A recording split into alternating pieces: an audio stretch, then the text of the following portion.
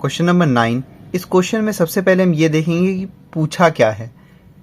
Compute the taxable value of rent free flat. ध्यान रखना, पूरा टैक्सेबल इनकम फ्रॉम सैलरी नहीं निकालना है, केवल रेंट फ्री फ्लैट का टैक्सेबल वैल्यू निकालना है। और जैसा कि आपको पता है, इस साल 2024-25 में इसमें ही रेंट फ्री फ्लैट में ही रेट्स के कुछ चेंजेस आए हैं। ठीक, तो अब देखो, जब भी आपको रेंट फ्री फ्लैट की बात होगी तो बेसिक्स वाली वीडियो अगर आपने नहीं देखी है, डिस्क्रिप्शन में लिंक डाल दूंगा, सबसे पहले वो देख लो, उसके बाद ही अच्छे से ये समझ में आएगा। ठीक, तो जब भी रेंट फ्री फ्लैट की बात हो तो सबसे पहले आप ये चेक करोगे कि वो गवर्नमेंट एम्प्लॉय का केस है कि प्राइवेट एम्प्लॉय का केस है। और अगर प्राइवेट एम्प्लॉय का केस है तो उसमें भी दो अलग अलग कंडीशन होते हैं कि वो घर एम्प्लॉयर का खुद का है या एम्प्लॉयर ने रेंट या फिर लीज पे लेके दिया है। ठीक, इस क्वेश्चन में आप देख रहे हो सिर्फ और सिर्फ पॉपुलेशन की बात हो रही है, उसके अलावा कुछ नहीं बताया गया है कि ये गवर्नमेंट एम्प्लॉय हैं कि ये प्राइवेट एम्प्लॉय हैं। लेकिन मैंने आपको रेंट फ्री हाउस के इंट्रोडक्शन वाले वीडियो में ये चीज़ बताया था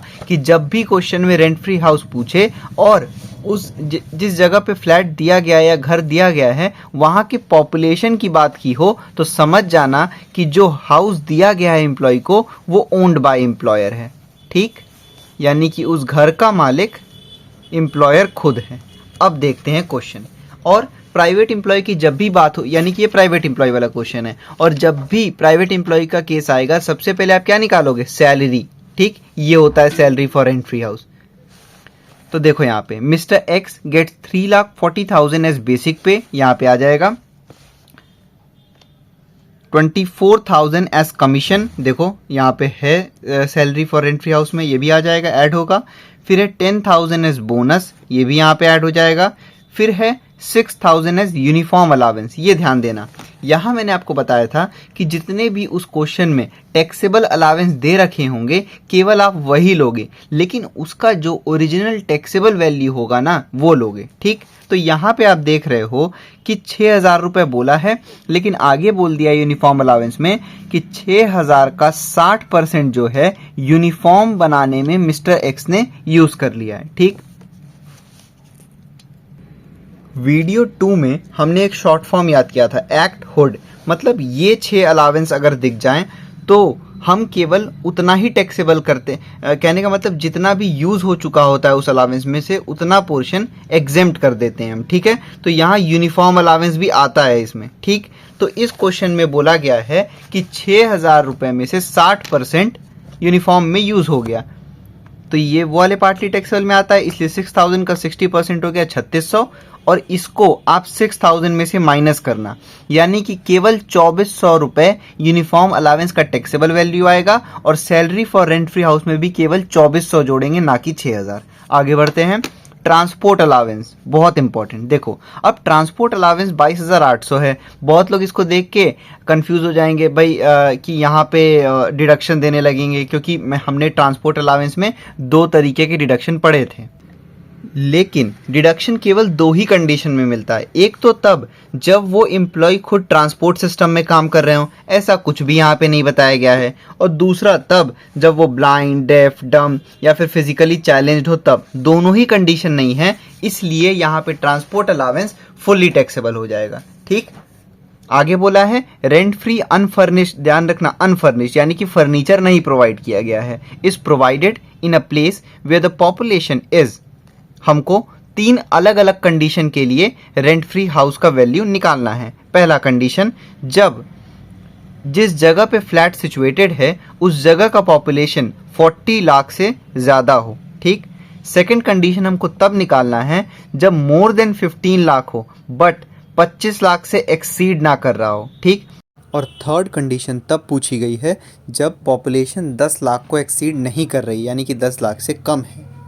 तो हम पार्ट वाइज इस क्वेश्चन को सॉल्व करेंगे, लेकिन सबसे पहले हम salary for rent free house निकाल लेंगे। इस क्वेश्चन में केवल हमको रेंट फ्री हाउस का टैक्सेबल वैल्यू निकालना है। ठीक, ये क्वेश्चन आपको तभी समझ में आएगा जब आपने रेंट फ्री हाउस वाली वीडियो देखी होगी। डिस्क्रिप्शन में लिंक है, प्लीज एक बार जाके देख लो और उसको एक जगह कॉपी में नोट डाउन कर लो, क्योंकि जब तक आपको वो रेट्स याद नहीं रहेंगे तो आप क्वेश्चन सॉल्व कैसे कर पाओगे। ठीक है, तो हम क्वेश्चन नंबर 9 मतलब सॉल्यूशन देखते हैं 9 का। ठीक है, तो हमको यहाँ पे सिर्फ और सिर्फ क्या चाहिए, रेंट फ्री हाउस का taxable value, computation of taxable value of rent free house. क्योंकि क्वेश्चन में पॉपुलेशन की बात की गई है इसलिए हमें पता चल गया कि ये प्राइवेट एम्प्लॉय का कंडीशन है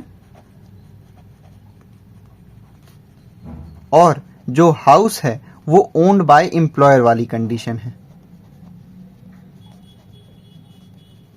ठीक, तो हम पार्ट वाइज सॉल्व करेंगे, लेकिन उससे पहले हम सैलरी निकाल लें क्योंकि salary for rent free house तीनों में सेम ही रहेगा। तो सैलरी कभी भी रेंट फ्री हाउस निकालना हुआ करे प्राइवेट एम्प्लॉय के केस में तो सबसे पहला काम आप यही किया करो, लिखा करो salary for rent free house. ठीक, फॉर्मूला क्या होता है, रट लो एकदम, basic salary DA on retirement plus dearness pay plus bonus plus commission plus जितने भी टैक्सेबल अलावेंस क्वेश्चन में दे रखे हैं वो सारे। ये रहा ये सब फॉर्मूला, ये मैंने समझाया था, इस बार ये है और प्लस ये भी देखना पड़ेगा, उसके बाद ये सब है। और ये फॉर्मूला अप्लाई कैसे होगा ये भी मैंने उस वीडियो में बताया है। तो आप देखो यहाँ पे बेसिक सैलरी कितना दिया गया है, 3,40,000, बस लिखते चलो। फिर उसके बाद DA अगर रिटायरमेंट पे हो तो ही लेना, लेकिन इस क्वेश्चन में DA है ही नहीं, 0 कर दो, रिटायरमेंट पे होता तो ही लेंगे यहाँ पे। फिर है डियरनेस पे, तो क्वेश्चन में डियरनेस पे नहीं दे रखा है। फिर बोनस दिया हुआ है 10,000 रुपीज। फिर कमीशन 24,000 रुपीज दिया है। फिर उसके बाद हम लेते हैं ऑल टैक्सेबल अलावेंस, तो लाइन वाइज लेते जाएंगे, सैलरी हो गया, कमीशन हो गया, बोनस हो गया। अब दिया हुआ है यूनिफॉर्म अलावेंस, लेकिन ध्यान रखना पूरा 6,000 मत टैक्सेबल कर देना। सेकंड वीडियो अगर आपने देखी होगी तो उसमें मैंने एक शॉर्ट फॉर्म याद कराया है एक्ट हुड नाम से, जिसमें कि यूनिफॉर्म अलावेंस भी आता है। यूनिफॉर्म अलावेंस जितना पोर्शन यूनिफॉर्म अलावेंस का यूज हो गया होता है उतना पोर्शन एग्जेम्प्ट रहता है। ठीक है, तो 6,000 है, बट इसमें से आप क्या करोगे, क्वेश्चन में बोला गया है कि 60% is utilised for the uniform, तो 6,000 में से 60% ऑफ 6,000 जो है वो आप लेस कर दोगे। क्यों? क्योंकि रूल कहता है कि जितना भी यूनिफॉर्म अलावेंस का पोर्शन यूज हो चुका है वो लेस हो जाएगा। तो 60% यूज हो चुका है, केवल 40% टैक्सेबल होगा। ठीक, फिर है ट्रांसपोर्ट अलावेंस, लेकिन यहाँ पे वो दोनों ही कंडीशन नहीं दे रखी है कि वो ट्रांसपोर्ट डिपार्टमेंट में काम करते हैं या फिर वो ब्लाइंड, या दूसरी वाली कंडीशन जो थी वो तो नहीं बताया गया ऐसा कुछ, इसलिए transport allowance will be fully taxable है 22,800। ठीक है, तो इसको एक बार दोबारा से लिख देता हूँ, 3,40,000 प्लस 10,000 प्लस 24,000 प्लस, इसको देखो मैं कैसे कैलकुलेट कर रहा हूँ, 6,000 का 60% निकालो, कितना आ गया 3,600, उसको 6,000 में से माइनस कर दो, 2,400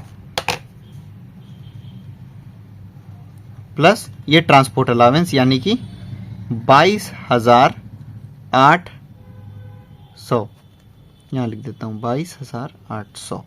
ठीक है, अब ऐड कर लो फटाफट, 3,40,000 प्लस 10,000 प्लस 24,000 प्लस फिर उसके बाद 2,400 प्लस 22,800, ये हो गया 3,99,200।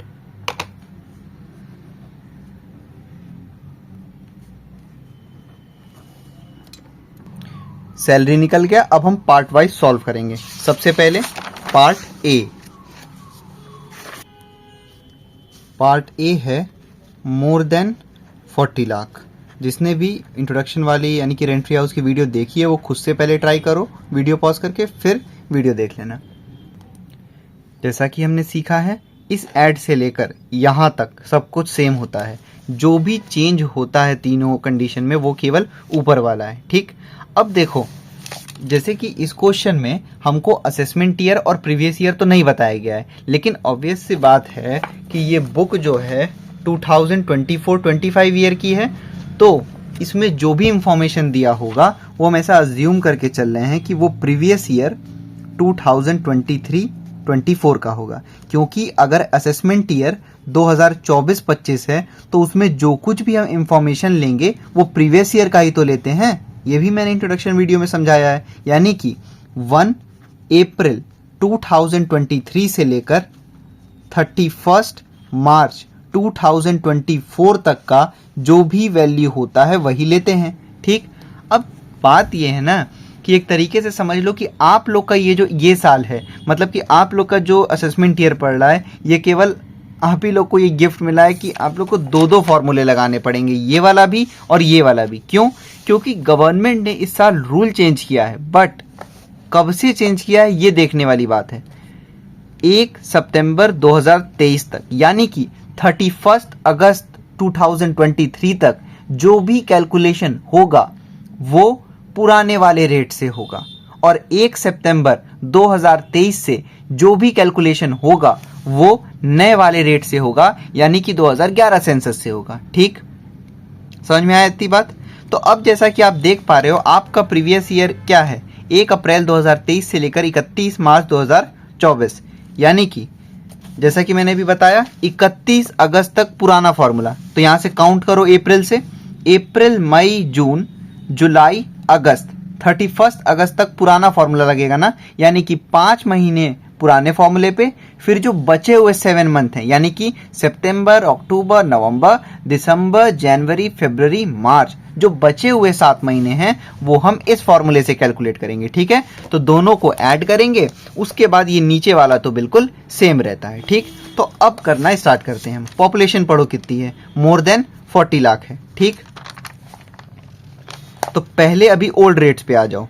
25 लाख से जहां पॉपुलेशन ज्यादा हो तो इस कैटेगरी में आता है, तो ये 40 लाख से ज्यादा वाली पॉपुलेशन कौन से कैटेगरी में आएगी, इसी कैटेगरी में तो आएगी, 25 लाख से अबव वाले में। तो यहाँ पे सैलरी का 15% लगेगा, बेसिक सैलरी का नहीं, ये वाले सैलरी का। ठीक, तो वो वाली सैलरी अभी आप कैलकुलेट किए हो, कितना आया है, 3,99,200। बार बार पेज ना पलटना पड़े इसलिए मैं यहाँ पे लिख दे रहा हूं कि सैलरी आया है 3,99,200। आप ऐसे लिख के नहीं दिखाओगे, बस एक जगह होगा। ठीक है, ये हो गया। तो सबसे पहले आप क्या करोगे, बहुत सिंपल, क्योंकि पॉपुलेशन 40 लाख से ज़्यादा है तो ये इस वाले कैटेगरी में आएगा, इसलिए 15%। तो लिखो यहाँ पे 15% ऑफ, अच्छा चलो लिख देता हूँ पहले एक बार फॉर्मूला, सैलरी मल्टीप्लाइड बाय कितने महीने के लिए, अप्रैल मई जून जुलाई अगस्त, 31 अगस्त तक केवल, यानी कि 5 महीने। ठीक, फिर आगे देखो, अब 1 सितंबर 2023 से नए रेट्स पे आ जाओ।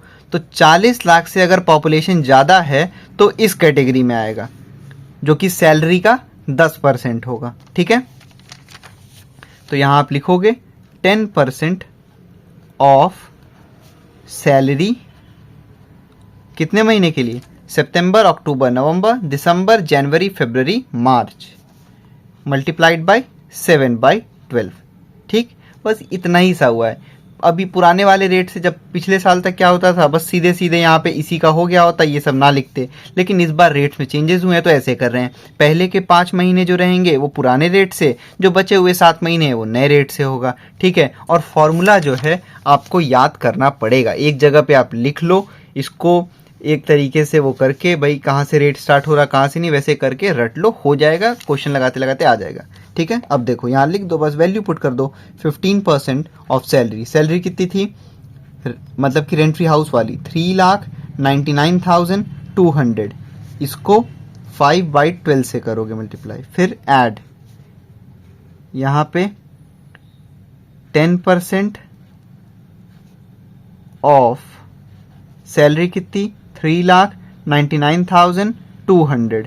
इसको किससे मल्टीप्लाई करोगे, 7/12 से। अब सॉल्व कर दो, ऑफ का मतलब मल्टीप्लाई करना है, भाई सीधे सीधे क्या करो, 3,99,200 लिखो, उसका 15% निकाल दो, ये आ गया 59,880। ठीक,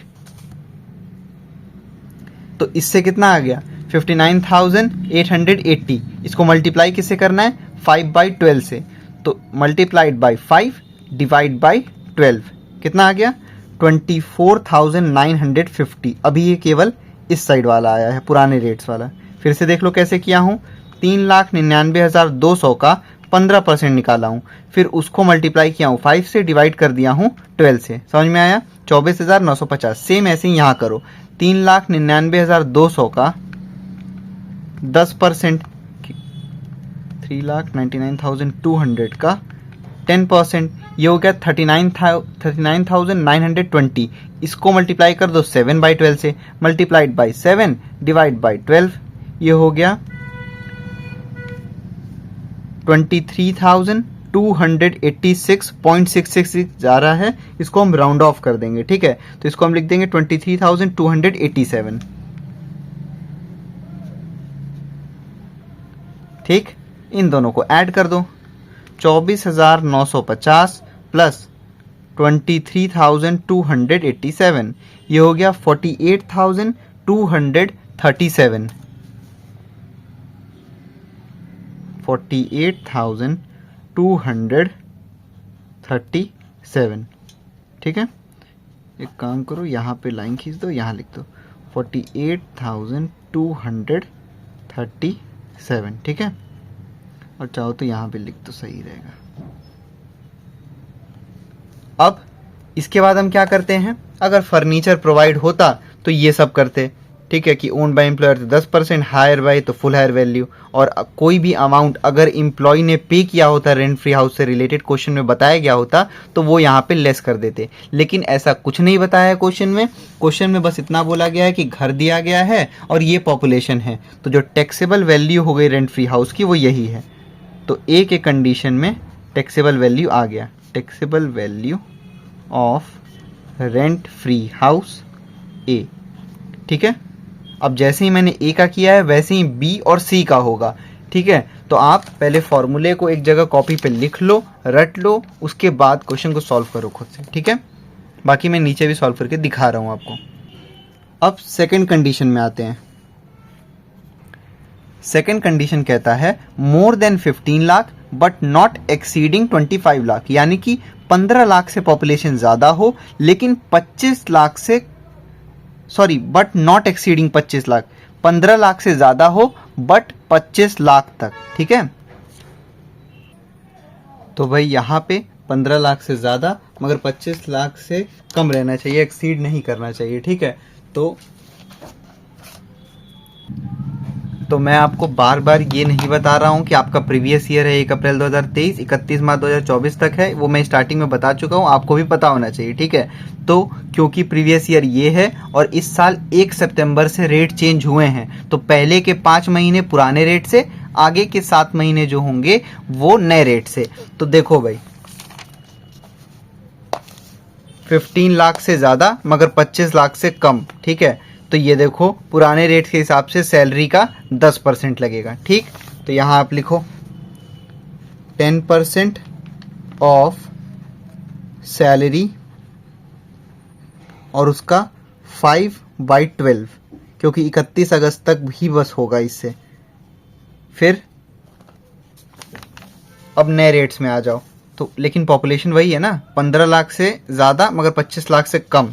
तो देखो जब भी 15 लाख से ज़्यादा पॉपुलेशन और 25 लाख से कम इसी में आएगा, तो सैलरी का 7.5%, यहाँ लिखा है ना 15 लाख टू 40 लाख, तो इसी के बीच में आ जाएगा सैलरी का 7.5%। यहाँ लिखो 7.5% ऑफ सैलरी मल्टीप्लाइड बाई 7/12, क्योंकि सितंबर, अक्टूबर, नवंबर, दिसंबर, जनवरी, फरवरी, मार्च 7 महीने का इस वाले से कैलकुलेशन होगा। ठीक, अब वैल्यू पुट कर दो फटाफट, सैलरी तो वही रहेगी जो आपने स्टार्टिंग में कैलकुलेट किया, 10% ऑफ 3,99,200 और उसको आप मल्टीप्लाई करोगे 5/12 से। ठीक है, उसके बाद फिर 3,99,200 99,200 का सैलरी वही रहेगी, उसका आप निकालोगे कितना 7.5%। मैंने वही चीज़ को थोड़ा उल्टा लिख दिया, समझ जाना आप भी ऐसे भी लिख सकते हो 7.5% ऑफ 3,99,200। ठीक, उसके बाद उसको आप मल्टीप्लाई कर दोगे 7/12 से। ठीक, सॉल्व कर दो तो 3,99,200 का 10% 39,920, इसको मल्टीप्लाई कर दो 5 से, डिवाइड कर दो 12 से, 16,633, और ये 0.333 करके जा रहा है तो राउंड ऑफ कर दो, 5 से कम है इसीलिए इसको इतने पे ही छोड़ दोगे आप कि 16,633। ठीक है, फिर प्लस का साइन लगाओ, अब ये वाला सॉल्व करो। 3,99,200 का 7.5% और इसको मल्टीप्लाई कर दो 7 से, डिवाइड कर दो 12 से, ये आ गया 17,465। दोनों को ऐड कर लो, 16,633 प्लस 17,465, ये हो गया 34,098। उसके बाद यहाँ पे भी बी कंडीशन में भी कुछ नहीं बताया गया है कि उनको फर्नीचर दिया गया है कि नहीं, तो हम मानेंगे नहीं दिया गया है, और ये भी नहीं बताया गया है कि कोई भी अमाउंट एम्प्लॉय ने पे किया है या नहीं, तो ये भी लेस करने के लिए कुछ नहीं है। यही हो गया जो 34,098 है, यही हो गया taxable value of rent free house.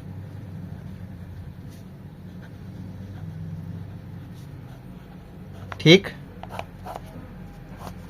अब लास्ट कंडीशन है कि नॉट एक्सीडिंग 10 लाख, यानी कि 10 लाख से कम।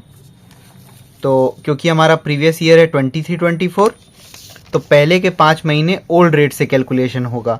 तो आप देखो 10 लाख से नीचे वाला इस कैटेगरी में आता है, सैलरी का 7.5%, तो यहाँ लिख दो 7.5% ऑफ सैलरी, और इसका निकाल दो आप, इसको मतलब मल्टीप्लाई कर दो 5 से, डिवाइड कर दो 12 से, 5/12 5 महीने का आ जाएगा। फिर इधर जब 10 लाख से कम पॉपुलेशन, तो यहाँ आप देख रहे हो 15 लाख से कम अगर पॉपुलेशन है तो सैलरी का 5%, तो 10 लाख से भी कम वाले इसी कैटेगरी में आ गए तो सैलरी का 5%, तो यहाँ लिखो 5% ऑफ सैलरी, और इसको मल्टीप्लाई कर दो आप 7 से, डिवाइड कर दो 12 से, यानी कि 7/12 से। ठीक, सॉल्व कर दो फटाफट, वैल्यू पुट करो, 7.5% ऑफ सैलरी वही सेम 3,99,200। ध्यान रखना salary for rent free house हमने निकाला है स्टार्टिंग में, बेसिक सैलरी नहीं है ये।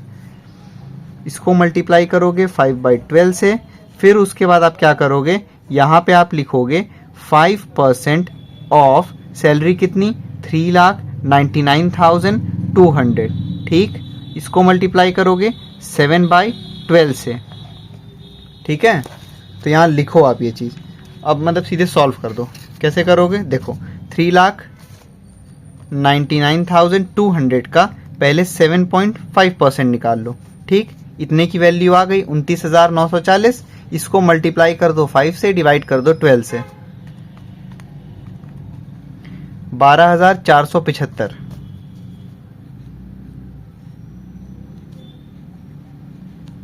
12,475। अब यहाँ पे आ जाओ, 3,99,200 का 5%, यह आ गया 19,960। इसको मल्टीप्लाई करोगे आप 7 से, डिवाइड करोगे 12 से,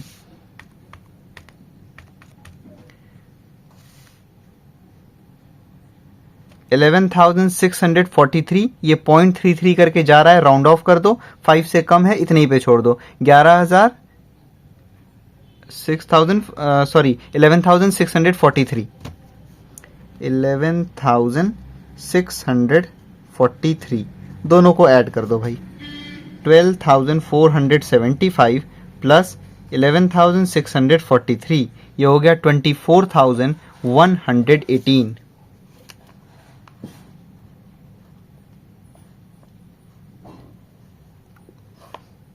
उसके बाद इस क्वेश्चन में फर्नीचर के बारे में जिक्र नहीं किया गया है, मतलब नहीं मिला है। फिर कोई भी अमाउंट एम्प्लॉय ने रेंट फ्री हाउस के लिए नहीं पे किया गया है, क्योंकि यहाँ बताया नहीं गया है, तो हम मानेंगे कोई अमाउंट एम्प्लॉय ने नहीं पे किया है। इसीलिए यही हो गया taxable value of rent free house C के कंडीशन में। पहले रेंट फ्री हाउस का वीडियो देख लो, अपने एक कॉपी में ये फॉर्मेट को एकदम अलग से बना लो, 2-3 बार रट लो, उसके बाद क्वेश्चन सॉल्व करो तो ही आएगा। क्योंकि आप लोग का जो असेसमेंट ईयर है उसके लिए थोड़ा कठिन भी हो गया है। कहने का मतलब कठिन क्या, बस अब ये हो गया है कि आप लोग को थोड़ा एक्स्ट्रा कैलकुलेशन करना पड़ रहा है, आधा इस रेट से आधा इस रेट से, समझ रहे हो ना, क्योंकि सरकार ने चेंज ही किया है ऐसे डेट से, 1 सितंबर से चेंज किया है। ठीक, तो आपको याद करना पड़ेगा अलग से। आप स्क्रीनशॉट ले लो अगर सॉल्यूशन का लेना है तो।